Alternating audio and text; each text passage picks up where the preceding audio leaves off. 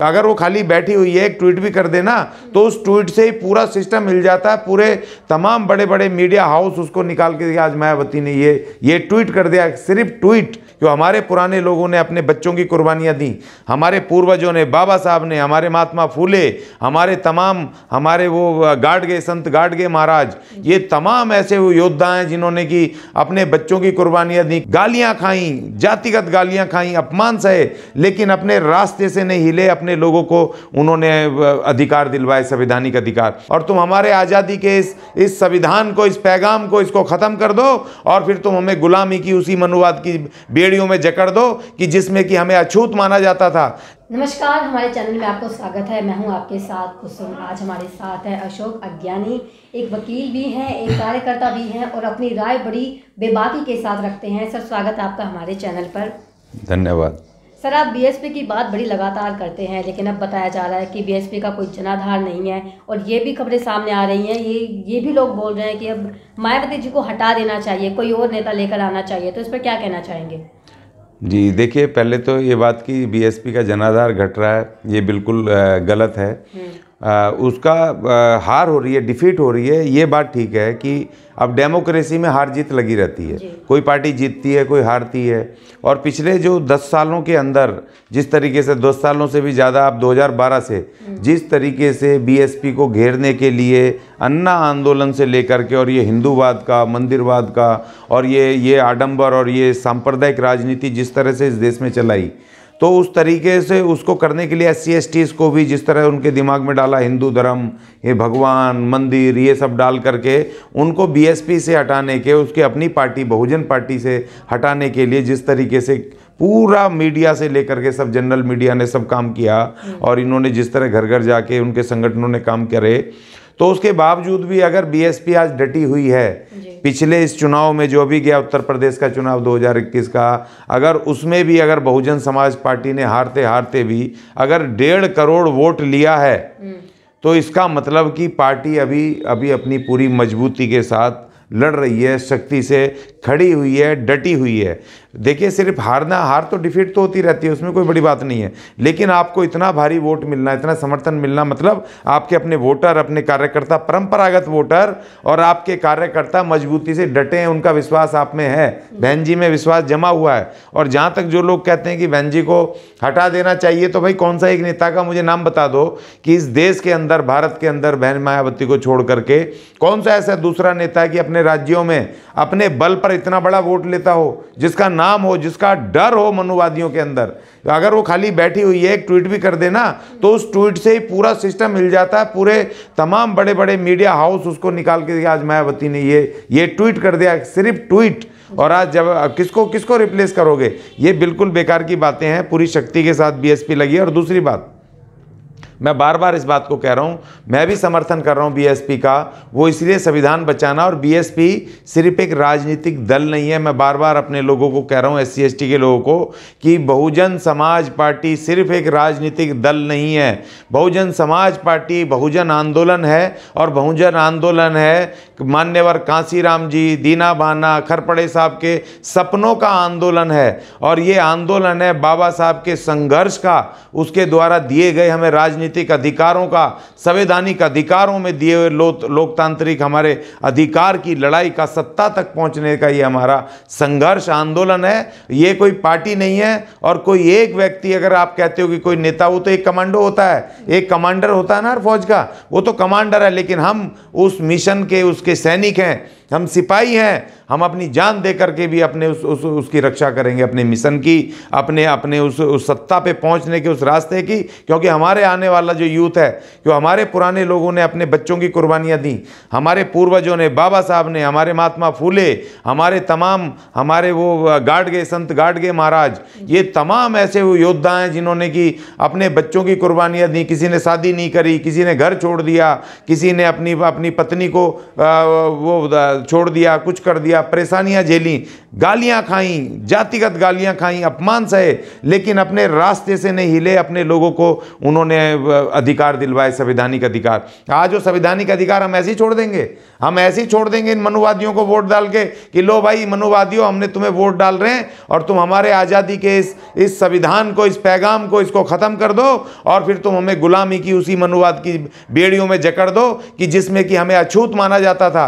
जिस उस हिंदूवादी, उस हिंदू राष्ट्र में, उस मनुवादी व्यवस्था में जिसमें हमें पानी नहीं लेने दिया जाता था, जिसमें हमें शिक्षा पढ़ने का अधिकार नहीं था, जिसमें हमारे पास तमाम अधिकार नहीं थे, हम पूरी तरह गुलाम थे। क्या मैं खुद उस बात को कह दूं कि भैया ये लो संविधान खत्म कर दो और मैं तुम्हें वोट डाल रहा हूं, मैं तुम्हारे साथ खड़ा हूं? हमारा सिर्फ एक ही सहारा है, बहुजन समाज पार्टी। बहुजन समाज पार्टी बहुजन आंदोलन है, संघर्ष इस देश के SC STs के लिए सत्ता तक पहुंचाने की वो सीढ़ी है और वो सुंदर सपना है मान्यवर कांसीराम जी का, उनके द्वारा लगाया हुआ वो वृक्ष है जिससे हमारी आने वाली पीढ़ियां भी, जो अभी तक 4 बार मुख्यमंत्री बने और बहुत सारे सांसद बने, मंत्री बने, और जिसकी डर है इन मनुवादियों में, और आने वाली हमारी पीढ़ी जो आएंगी, हमारा भविष्य आएगा, वो इसकी हवा, इसके फल, इसके आनंद लूटेंगे इस वृक्ष के। तो इस वृक्ष को हमें और हरा भरा करना है, शक्ति देनी है। तो इसलिए बहन मायावती जी अकेली नहीं है ना, वो तो खरीद लेता है, लेकिन हमारा सबका कर्तव्य है कि हमें उस मिशन को, बहुजन मिशन को ताकत देनी है और इस मिशन को आगे बढ़ाना। लेकिन सर एक समय था जब BSP का वोट प्रतिशत और जो जनाधार था वो बहुत ज़्यादा था, लेकिन वही आज आम आदमी पार्टी में शिफ्ट हो गया, तो इस पर क्या कहेंगे आप? देखिए, बहुत ही दुर्भाग्य की बात है। बहुत अच्छा आपने ये सवाल पूछा है। ये बिल्कुल मेरे दिलो दिमाग में, जब मैं रात को कभी मैं सोचता हूँ तो बहुत तकलीफ़ होती है, क्योंकि दिल्ली राजधानी है और दिल्ली में अनुसूचित जाति जनजाति के जो लोग हैं बहुत पढ़े लिखे हैं, बड़ी बड़ी पोस्टों पर हैं, बिजनेसमैन हैं, ब्यूरोक्रेट्स हैं, सरकारी कर्मचारी हैं, और उनके हाथ में 24 घंटे एक तो वो रहता है, मोबाइल रहता है, और वो पूरे जो भी सोशल मीडिया आधुनिक चीज़ों से बहुत अवेयर हैं, और बड़े ज़ोर ज़ोर से वो नेता, वो लोग जो आज आम आदमी पार्टी में शिफ्ट हो गए, बड़े ज़ोर ज़ोर से जब सामाजिक मीटिंगें होती हैं तो चिल्लाते हैं जय भीम, मान्यवर कांसीराम जी की जय, जय जय संविधान, जय भारत, ऐसे चिल्लाते हैं। मगर वो लोग जिनको नेतृत्व देना चाहिए था इस मिशन को, बहुजन मिशन को नेतृत्व देना चाहिए था, आगे बढ़ के शक्ति देनी चाहिए थी, वो एक मायावी लाला, जो लाला अपने आप को बढ़िया कहता है, जातिवादी लाला, जो खुद जातिवादी है, जो खुद कहता है कि मैं बढ़िया हूँ, और उसका उप मुख्यमंत्री कहता है कि मैं राजपूत हूँ। और मान्यवर कांसीराम जी ने जो आपको सपना दिखाया 15 और 85 की लड़ाई 15 के खिलाफ, तुम उन्हीं 15 के तिलक तराजू तलवार के पीछे जा करके उनके पीछे उनको नेता मान लिया कोट टाई पहन करके। तो ये बहुत दुर्भाग्य की और बहुत अपमान की बात है। उनको जरा शर्म भी नहीं आती है कि तुम अपना मिशन छोड़ करके, आज़ादी का उस लड़ाई को, सत्ता की लड़ाई को छोड़ करके, और तुम वहाँ जा करके उस मायावी लाला के पीछे चले गए, जिसके दिलो दिमाग में खानदानों से बताया गया है हमारे खिलाफ नफरत, जिसके खून के पूरे जर्रे जर्रे में, उसके दिमाग में, एक एक सांस में हमारे विरुद्ध साजिश और उसके दुर्भावना भरी पड़ी है। तो ये दिल्ली के मुख्यमंत्री खुद बाबा साहब की बात करते हैं, संविधान की बात करते हैं, इसलिए तो सारा बहुजन समाज उनके पास जा रहा है। देखिए, वो बात नहीं करते हैं, वो प्रतीकात्मक के फोटो लगा रखी है बाबा साहब की और भगत सिंह जी की। देखिए, दिल्ली में बाबा साहब का बहुत भारी वोट है, और पंजाब में बाबा साहब का और भगत सिंह का बहुत भारी वोट है। तो वो वोट लेने के लिए और प्लस गुमराह करने के लिए, देखिए इस केजरीवाल ने दिल्ली में, ये पहला नेता हो गया, मैं बार बार कहता हूँ इस बात को, ये पहला नेता हो गया इस देश का, भारत का। देखो RSS या BJP और कांग्रेस भी, वहाँ भी मनुवादी हैं, उन्होंने डायरेक्ट कभी हमले नहीं कर पाए। वो पीछे से साजिश तो करते रहे रिजर्वेशन ख़त्म करने की, मगर वो डायरेक्ट कभी उन्होंने ख़त्म करने की हिम्मत नहीं कर पाए। लेकिन ये केजरीवाल, लाला केजरीवाल, ये बनिया केजरीवाल, ये पहला नेता हो गया इस देश का राजनेता जिसने डायरेक्ट SC ST का रिजर्वेशन खत्म किया। पता है आपको, दिल्ली में 2020 में स्किल एंड एंटरप्रेन्योरियल यूनिवर्सिटी बनी, उसमें 22.5% हमारे बच्चों का रिजर्वेशन इसने लागू नहीं किया, दिल्ली सरकार की यूनिवर्सिटी में। और इसने जो शराब के ठेके बेचे थे, ये प्राइवेट की नई पॉलिसी ला करके, उसमें हमारा डायरेक्ट रिजर्वेशन खत्म हुआ था। वो तो अच्छा हुआ, भ्रष्टाचार में फंस गए और उन्होंने वापस ले ली उस पॉलिसी को। तो ये तो पहला आदमी हो गया जिसने हमारा डायरेक्ट रिजर्वेशन खत्म किया, हमारे संवैधानिक अधिकार पे हमला बोला और बाबा साहब की फोटो लगा करके। तो और दूसरी बात ये कि सबसे खतरनाक बात, आप कभी बजट देखते हो, एनुअल बजट देखते हो? जब ये पिछला ये 2022 और 23 का एनुअल बजट दिल्ली सरकार का आया है, इसने जो हमारा SC ST कंपोनेंट प्लान का अलग हेड में पैसा आता था हमारे बच्चों के, हमारे उनका स्किल डेवलपमेंट का, उनको नौकरी का, रोजगार का, व्यवसाय का, हायर एजुकेशन पढ़ने का, वो उनके मद का, उनकी तरक्की का पैसा आता था, यहाँ तक कि पीने के पानी का उनकी बस्तियों में पहुँचाने का पैसा आता था। उसको इसने जनरलाइज कर दिया, उस हेड से हटा करके उस हेड को ही खत्म कर दिया। जो कॉन्स्टिट्यूशनल SC ST अनुसूचित जनजाति जो हमारा वो कंपोनेंट प्लान का पैसा है, उसको इसने जनरलाइज करके कहाँ डाल दिया? महिलाओं में डाल दिया, बुजुर्गों में डाल दिया, और दिव्यांगों के साथ मिक्स कर दिया हमारा उस पैसे को। और जो हमारा 1600 करोड़ से लेके 1800 करोड़ आता था हमारा हर साल, तो ये हमारे साथ इतनी पीठ में छुरी घोंप रहे हैं। और हमारे वो नेता जो कोट टाई पहन करके आजकल बाबा साहब को भी कुछ नहीं समझ रहे हैं, जो मान्यवर काशीराम जी के भी नीतियों पे सवाल उठा रहे हैं, वो टोपी और वो पहन के उनकी बुद्धि कहाँ चली गई? वो लाला को, उस लाला को जो हमारे अधिकार खत्म कर रहा है संवैधानिक, वो उसी के पास जा करके, पहली बात तो लाला को कैसे मान रहे हो भाई? लाला तो तुम्हारा हो ही नहीं सकता है, जो खुद अपने आप को बढ़िया कह रहा है, और तुम उसको नेता मान रहे हो, उसकी पार्टी में जाके उसके पैर छू रहे हो, उसको पैसे दे रहे हो, उसको वोट दे रहे हो, उसको सत्ता पर दे रहे हो, तो डूब मरना चाहिए। दुर्भाग्य की बात है। तो इसीलिए हम कह रहे हैं कि केजरीवाल ने सबसे ज़्यादा नुकसान हमारा किया है। हमारे सफाई कामगारों को पक्का करने का वादा करके पक्का नहीं किया। देखिए 44 सफाई कर्मचारी कोरोना के पीरियड में वो शहीद हो गए। इस कोरोना में एक तो पुलिसकर्मी, फौजी और हेल्थ वर्कर और सफाई कर्मचारी, सैनिटेशन वर्कर्स, ये 3 लोग ही थे जो कोरोना वॉरियर्स थे, जिनको कि बाकायदा होम मिनिस्ट्री ने और उसने डिजास्टर मैनेजमेंट ने उसको डिक्लेयर किया था। और वो फ़ोन चलाते थे तो सफाई कर्मचारी, स्वास्थ्य कर्मचारी और ये अपने सुरक्षा कर्मचारी, यही 3 कर्मचारी मैदान में थे जो काम कर रहे थे, लोगों को बचा रहे थे। केजरीवाल ने 18 अप्रैल 2020 को एक वो निकाला, ऑर्डर निकाला कि अगर कोई भी सफाई कर्मचारी, हेल्थ कर्मचारी या कोई सुरक्षा कर्मचारी अगर कोरोना की काम करते हुए, ड्यूटी करते हुए डेथ हो जाती है तो उसके परिवार को 1 करोड़ रुपए मिलेगा। तो आपको जान के बड़ी हैरानी होगी कि लाला केजरीवाल ने पुलिस वाले राणा जी को दे दिया, उन्होंने जो ब्राह्मण महिला डेथ हुई उसको दे दिया, और वो दूसरे बनिए साहब को कम्युनिटी से डेथ हुई उनको हेल्थ वर्करों को दे दिया। लेकिन हमारे 44 से 45 सफाई कर्मचारी वो शहीद हुए, उनको 1 को भी 1 रुपया नहीं दिया। और हमने लड़ाई लड़ी उसकी, भैया आपने क्यों नहीं दिया इनको पैसा? तो उसने वो कहा कि भैया हम इनको नहीं दे रहे हैं, अब कागज पूरे करो।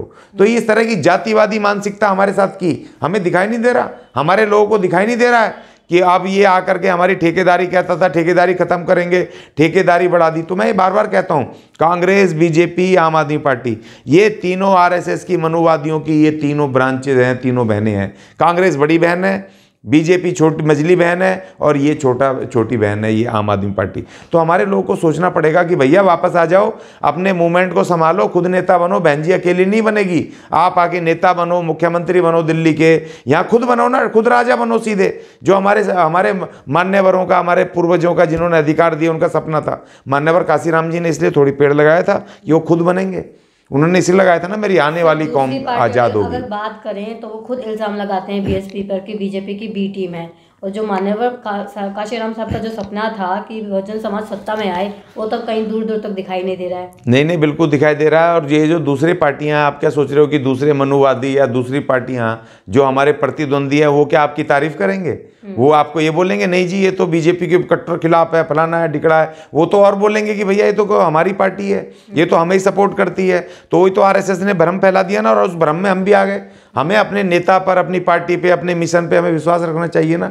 लेकिन हम दूसरे की उस पे बातों में आ गए। अगर अभी कल मुझे एक पंडित जी बोल रहा है एक डिबेट में कि 2023 आ रहा है, जनवरी में BSP बीजेपी में शामिल हो जाएगी। तुझे कहाँ से खबर मिली भाई? कौन से इंटेलिजेंस ने तुझे खबर दे दी कि BSP बीजेपी में शामिल हो जाएगी? BSP में बार बार कहता हूँ एक महान मिशन है, जो सपना है मान्यवर काशीराम जी, दीना वाना खरपड़े साहब का, उनका महान सपना, और वो शक्ति है बाबा साहब की, जो उनका संघर्ष है, वो संघर्ष ऐसी थोड़ी किसी में विलय हो जाएगा। वो तो इन मनुवादियों को अब खतरा हो गया कि ये किसी भी तरीके से अब SC STs को अपनी तरह अट्रैक्ट नहीं कर पा रहे हैं। अब वो अपने घरों पे वापस आ रहे हैं, अपने मिशन पे, क्योंकि पढ़ लिख करके अब लोगों को पता चल रहा हमारा मिशन, हमारी अपनी अलग शक्ति। बाबा साहब कहते थे कि तुम्हें जब तक तुम्हें कोई न्याय अधिकार नहीं देगा जब तक तुम्हारी अपनी खुद की पॉलिटिकल राजनीतिक शक्ति नहीं होगी। अपनी राजनीतिक शक्ति से आप सत्ता पे जाओगे, और सत्ता जो है वो चाबी, सत्ता की चाबी है राजनीति, उससे खोल करके और आप अपने अधिकार लो, आनंद लो। देखो बहन जी ने लॉ एंड ऑर्डर से लेकर के यूनिवर्सिटीज, स्कूल, आज जो लाला केजरीवाल दिखा रहा है 2 स्कूल बना करके, स्विमिंग पूल बना करके, मैं देख रहा हूँ बहन जी ने नोएडा में वो 4 स्कूल उस समय बना दिए थे 10 साल पहले, और वो इतने खूबसूरत हैं, एकड़ों में जाके देखना चाहिए लोगों को। सेक्टर 91 में इतने खूबसूरत स्कूल, वो तो उनकी सत्ता चली गई, उनका यहाँ पर एक सैंपल था, उसमें स्विमिंग पूल भी हैं, और दूसरी बात पढ़े लिखे वो परमानेंट टीचर हैं वहाँ। ऐसा नहीं है दिल्ली में स्कूल तो वो तो बना दिया आपने, संगमरमर लगा दिए, मगर टीचर कौन से हैं? ठेकेदार के। वो क्या वो आपको संगमरमर पढ़ाएगा? वो कंप्यूटर पढ़ाएंगे? या स्विमिंग पूल में बच्चे को डुबोगे तो तोते की तरह अंग्रेजी बोलता हुआ या पढ़ाई निकालते हुए कर जाए? क्या बेवकूफ़ बना रहे हो? टीचर कहाँ है? बहन जी ने भर्ती करे, 44,000 टीचर भर्ती करे थे उस वक्त वहाँ पर, परमानेंट टीचर। और वहाँ पर जाके देखो 91 में, मैं तो जाऊँगा वहाँ पर विजिट करने, और करके आया था, और उनकी फ़ोटो बना के ले जाऊँगा। ये जो इसने बनाए हैं उसमें तो घूस खाई है। बहन जी ने वहाँ बनाए, वहाँ नोएडा में स्कूल, उनको जाके देखो कितने बढ़िया बनाए उन्होंने। बनाया ट्रैक, वो इंटरनेशनल कार ट्रैक जो आज तक कोई नहीं बना पाया, वो बनाया वहाँ पर वो ग्रेटर नोएडा में, जिससे कि वहाँ के लोगों की माली हालत मजबूत हुई। जब वो बना, लोग आए तो उनको काम मिला, उनकी ज़मीनें बिकी तो पैसा आया, और वो एक्सप्रेस हाईवे बनाया, Yamuna express highway, Ganga express highway. उसके आसपास के जो गांव के लोग थे, जो भूखे थे, तकलीफ में थे, जहाँ पर यमुना का, गंगा का कहर टूटता था, भूड़ के इलाके थे, जहाँ दूर दूर तक खाने के लिए चीज़ें नहीं थी, वहाँ पर आज लाखों करोड़पति हो गए। वहाँ उनको रोजगार के साधन मिले, धन मिला।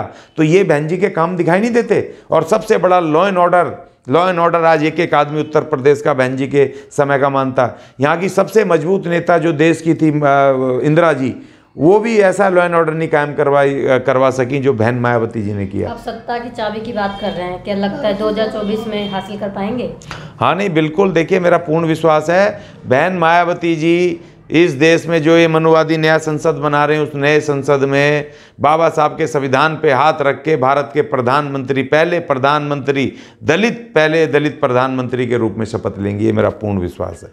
तो अशोक अज्ञानी ने भविष्यवाणी भी कर दी है कि साल 2024 में बहन मायावती पूर्ण रूप से प्रधानमंत्री की शपथ भी लेगी। लोगों में लगातार ये भ्रांतियां फैलाई जा रही हैं, अफवाहें फैलाई जा रही हैं कि बीएसपी डूब गई है, जनाधार बचा नहीं है, लेकिन ये कहीं ना कहीं अफवाह ही है। अब देखना ये है कि साल 2024 में बहन जी मजबूती के साथ जो वापस आ रही हैं, वो क्या कमाल दिखा पाती हैं।